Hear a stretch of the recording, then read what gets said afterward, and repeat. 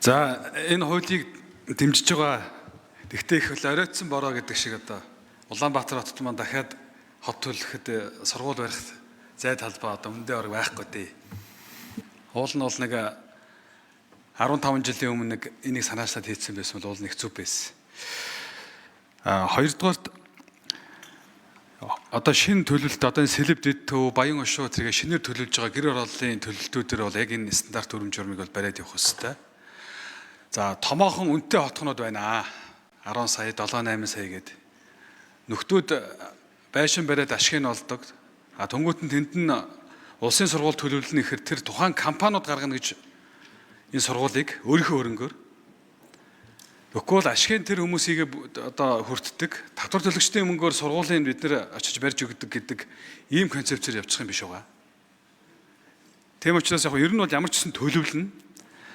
За мөн түүнээс дээш одоо цэцэрлэг, дагаад уулан тэр имлэг, өрхийн имлэг. За бүр нөгөө 20 минутын хотын үзэл баримтлалын хүрээнд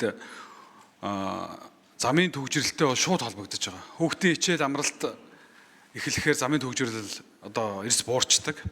Тийм учраас хүмүүсийн хамгийн одоо нэгэнт одоо энэ хуулийг байж байгаа учраас би алдарч авахлан гишүүнийг хэлэхэд бол тэр эмнэлэг, сургууль, цэцэрлэг, за өдөр өнжүүлэх гээд бас нэг зүйл байдаг. Түрүүн 15,000 хүнтэй тэр хотхон дотор бол хүүхдийн сургууль байтугай нэг саксны шид хүртэл байхгүй хотхонууд хүртэл байна л да. Тэгэхээр энэ миний одоо бүгдийг ингээд нэг цогц байдлаар нэмэлт оруулаад ингээд шийдчих боломж олцоо байна уу? Олон дахин бид нар бол хийхэд бол энэ хот байгуулалтын хуульд оруулах юм байна. Дээрэс нь хэрвээ энэ стандартыг мөрдөхгүй л яах юм? Өөр зөрчилдөх хуулиудыг ингэ харж үзсэн үү? Мөрдөхгүйгээр барьчвал яад вэ гэдэг байдлаа. Тэгэхээр тэр ерөнхий архитектор байна уу? Хот төлөлтийн зөвшөөрөл олгож байгаа хүмүүс байна уу? Энэ дээр ямар хариуцлагын механизмыг дагалдах хууль тогтоомжуудаар оруулж өгсөн бэ? Гэдэг зүйлийг бол тодруулж бас асуумаар байна. За ихлэ энийг тодруулаад асууч. Гишүүний асуултанд Жокын алдарч авахлан гишүү хариулна.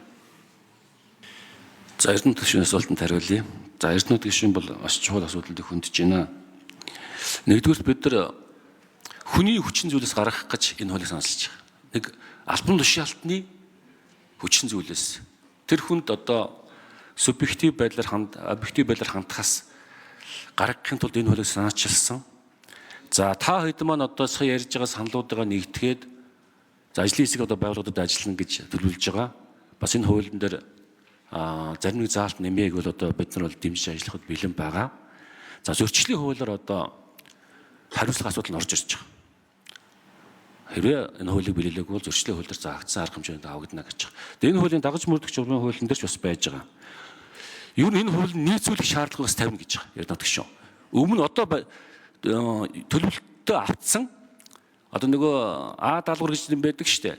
Тэрийг гар үсгээ зурлал автсан нөхдүүд ч гэсэн энэ шаардлагыг нийцүүлэх тийм асуудлыг тавьж байгаа. Энэ дагаж мөрдөх журмын тухай хууль дээр нь байж байгаа. Одоо барилга нь эхлээгүй байгаа, барилга нь явж байгаа хотгон хороолууд бүгдэнд нь энэ хуульд нийцүүлэх шаардлагыг тавих тийм зохицуултаас оруулсан байна.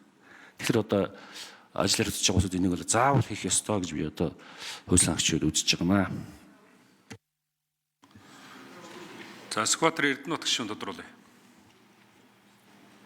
За шинэ хотгон хорооллыг барихад бас нэг зүйлийг бид нэр орхиод байдаг нь яг хуу төр өөрөө бодлогоор орон суучлах бодлого хийж байвал тэр сургууль, эмнэлэг, цэцэрлэгт ажиллаж байгаа хүмүүсийн орон сууцсныг одоо худалдаж авах энэ боломж олцоог нь давхар төлөлөөд өгвөл уул нь энэ хотын төвчрэл нэг сумаар одоо олон тоолоо буудчихсан боломж олцоо бол байгаа. Дээрэс нь одоо энэ газар хөдлөх гэдэг юм уу ийм хүнд эрсдэл тохиолдсон тохиолдолд манай хотыг ингээ харж байхад заавал нэг айлын цонхыг хааж барьдаг. Нард салхи үзэх энэ юуг нь хааж барьдаг. Дээрээс нь одоо газар хөдлөл яотон шиг нурчих магадaltaй юм хотхонууд байгаа. Тийм учраас одоо энэ тал дээр бол одоо хэрвээ хотын стандарт өрөм журам одоо зөрчиж гамшиг ослын үед бол одоо ийм олон хүний амь нас эрүүл мэндтэй холбоотой хохирол гарсан тохиолдолд хариуцлага хүлээдэг байхаар энэ хуулиуд дээр бол тодорхой тусгаж өгөх юм шаардлагатай байна гэж үзэж байна. За Даваа хүүгийн пүрэв